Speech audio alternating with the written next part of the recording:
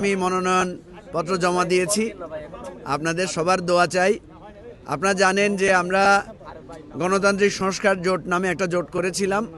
আমরা চেয়েছিলাম যে জুলাই অভ্যুত্থান এবং গণতান্ত্রিক সংস্কারের যে আকাঙ্ক্ষা সেটা বাস্তবায়নের জন্য আমরা আলাদা করে একটা রাজনৈতিক জোট করব।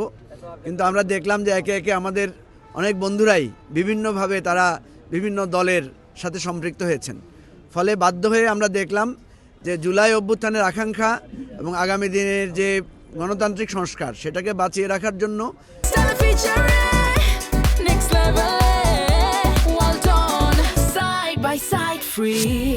অধিকতর যাদেরকে আমাদের কাছে বন্ধু মনে হয়েছে, যাদেরকে মনে হয়েছে অপেক্ষাকৃত জুলাই অভ্যুত্থানের প্রতি তাদের কমিটমেন্ট বেশি, তাদের সাথে আমরা একটা পলিটিক্যাল অ্যালায়েন্স এবং নির্বাচনী জোটের বা আসন সমঝোতার একটা আলোচনায় আমরা সম্পৃক্ত হয়েছি।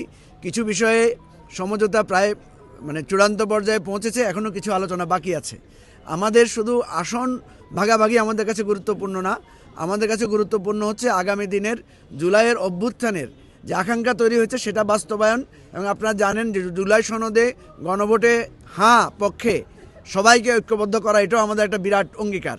তো সেই আলোকেই আমরা আজকে এখানে মনোনয়ন জমা দিয়েছি। আমাদের অন্তত 12 থেকে 13টা দল, আরও হয়তো সেটা বাড়বে।